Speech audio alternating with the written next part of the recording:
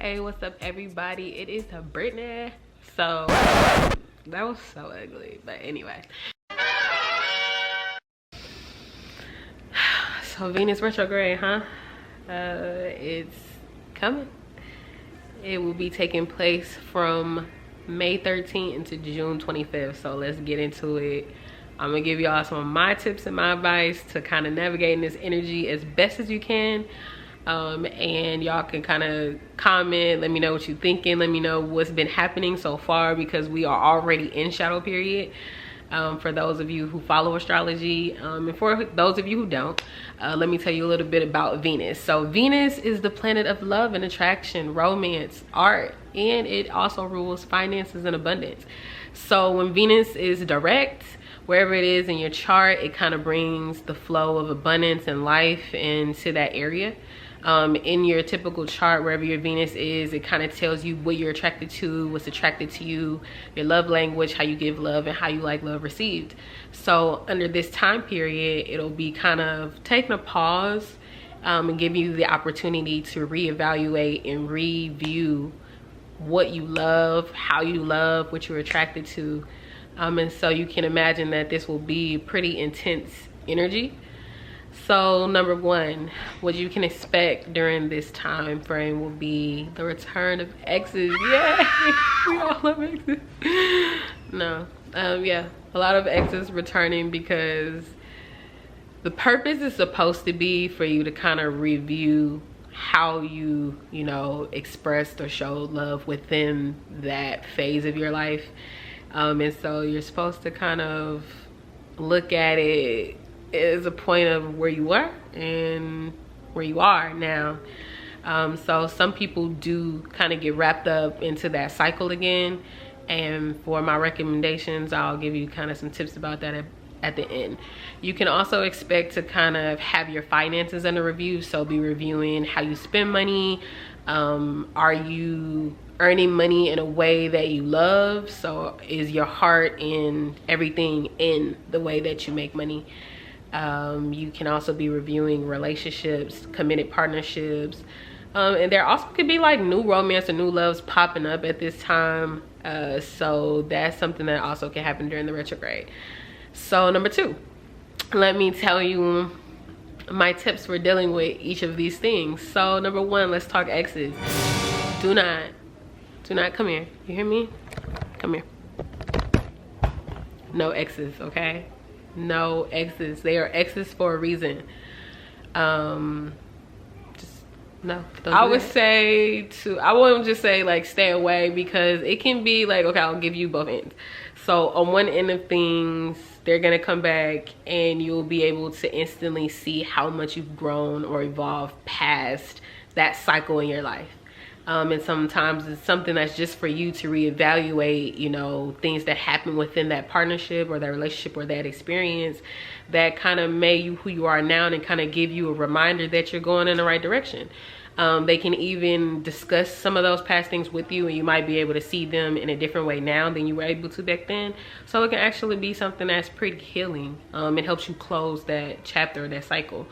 And then some people, they will fall back into the cycle, and this is kind of like on the more negative end of things, and they'll kind of get caught up back into that. And then once Venus goes direct, they will be like, what did I get myself into? So for that part, I would recommend not making any decisions about that. I would say just kind of have it under review, and see, at least allow Venus to go direct to decide kind of what you want to do with that aspect of your life. Like, give it a chance. For the second sector, when it comes down to finances and abundance, everybody's kind of getting lump sum of monies, or their money is kind of frozen with the economy and how everything is. So you'll be reviewing the ways you spend money, how you make your money, if you're happy with the kind of work you do to earn an income, or better ways to apply your creative pursuits and what you actually love into how you generate income, and what you think would be best to reorganize your finances to move in advance.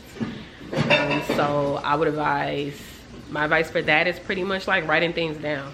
It always helps to stay organized by paper, making lists of what areas you're strong in when it comes down to finances, what areas you're not strong in when it comes down to finances, and what ways do you think, knowing yourself, knowing your habits, knowing what you will actually stick to and commit to, what you think will be best to getting you the outcome what you want in that area of your life. So I had to finish the last piece of this video at a different location because where I was way too noisy. So the last thing that I just want to add really quick is just to tell you the influence that it'll have pretty much over one-on-one relationships and close business partnerships. So we know Venus rules that sector of our life, and so with it going in retrograde, it's going to be kind of like a review and assessing of relationships. So a lot of things that can come up is like, it's kind of like highlighting the stuff that you don't like right now. So everybody's pretty much learning what's working for them and what's not working for them in those type of relationships. So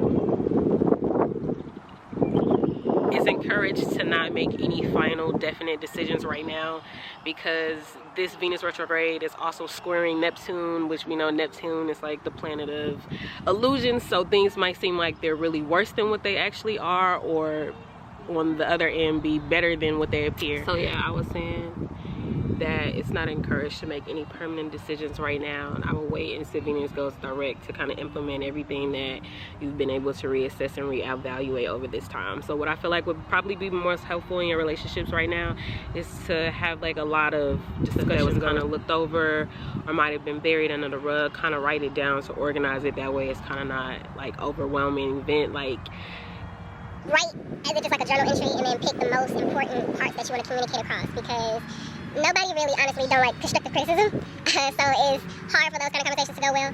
So this will probably help take the edge off a little bit if you don't just overwhelm somebody with all of your emotions and everything that's just coming out at once. I think the men will appreciate it a lot. I think it's kind of important to venture out and go back to doing some of the things that you and your partner might have started off doing in the beginning of the relationship that through time you don't do anymore.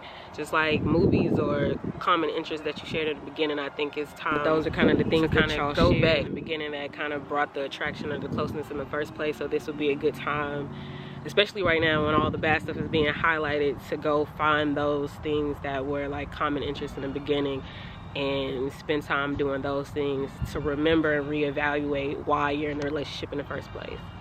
I also think that putting your time and effort and energy into what we talked about before, like things that you want to do with your career and your creative pursuits and things that you love, will also be a good way to take that attention and kind of redirect it somewhere.